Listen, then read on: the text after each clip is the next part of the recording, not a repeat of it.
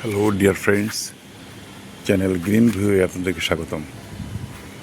এটি আমার ছাদ বাগানে থাই জামরুলের গাছ।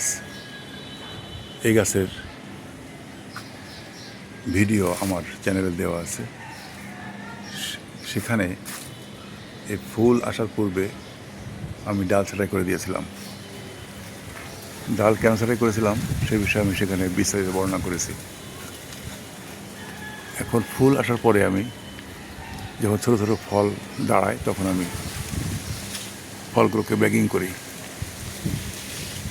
ব্যাগিং করার কারণ হলো মাছি পোকা ফলে ছিদ্র করে ডিম পাড়ে এবং সেই ডিম থেকে ডিম ফুটে শুককিট অর্থাৎ ছোটো ছোটো সুতার মতো এক প্রকারের বাচ্চা হয় পোকা, সেগুলো ফল নষ্ট করে ফেলে এবং ফল খাওয়ার অযোগ্য হয়ে পড়ে। তাই আমি ব্যাগিং করেছি। এত বড় গাছ, এত পরিমাণে ফল হয়েছে, আমি আমার সাধ্য মতো ব্যাগিং করেছি। এই ফলগুলো পাকতে এখনও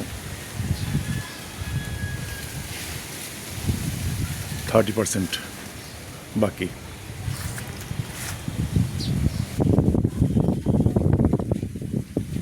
পুরোপুরি পাকলে ফলগুলো আরও বড় হবে এবং লাল আকার ধারণ করবে।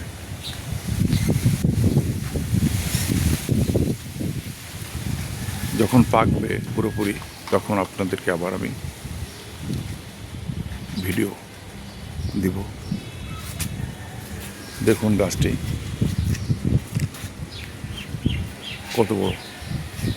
ওই মগ ডালে আমাকে ব্যাগ বাঁধতে যথেষ্ট ঝুঁকির মুখোমুখি হতে হয়েছে।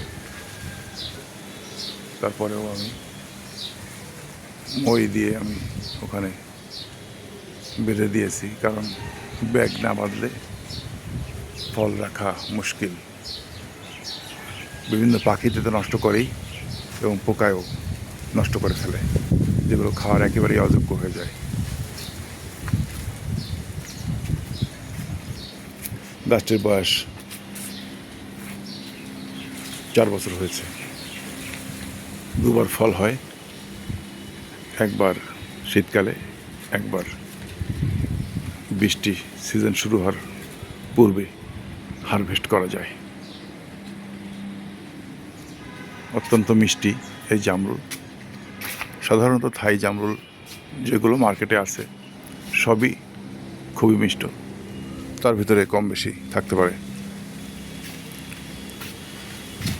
আমার যে জামরুলের জাতটি, এটা অত্যন্ত, এর ভিতরে বীজ নাই, পুরোপুরি সলিড, কোনো বীজ নেই এর ভিতরে। এজন্য এটা একটা অনন্য বৈশিষ্ট্যের অধিকারী।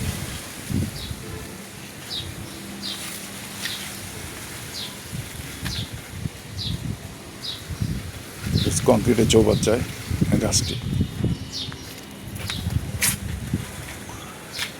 আজকে এখানে শেষ করব। আপনাদের যদি কোনো প্রশ্ন থাকে আপনারা জানাবেন, আমি যথাসম্ভব আপনাদের প্রশ্ন উত্তর দেওয়ার চেষ্টা করব। আর চ্যানেলটি সাবস্ক্রাইব করে রাখুন, যে কোনো ভিডিও দিলে যেন সঙ্গে সঙ্গে আপনি নোটিফিকেশন পান এবং আমার ভিডিওগুলো ফলো করতে পারেন। আপনাদের লাইক, ভিউ, শেয়ার, কমেন্ট আমাকে নতুন করে আরও ভালো ভালো ভিডিও, আরও মার্জিত, পরিশীলিত এবং উন্নত ভিডিও করতে উৎসাহিত করে। সুতরাং আপনারা চ্যানেলটি সাবস্ক্রাইব করুন, আমাকে সহযোগিতা করুন। আজকের মতো এখানেই বিদায় নিচ্ছি। আল্লাহ হাফেজ।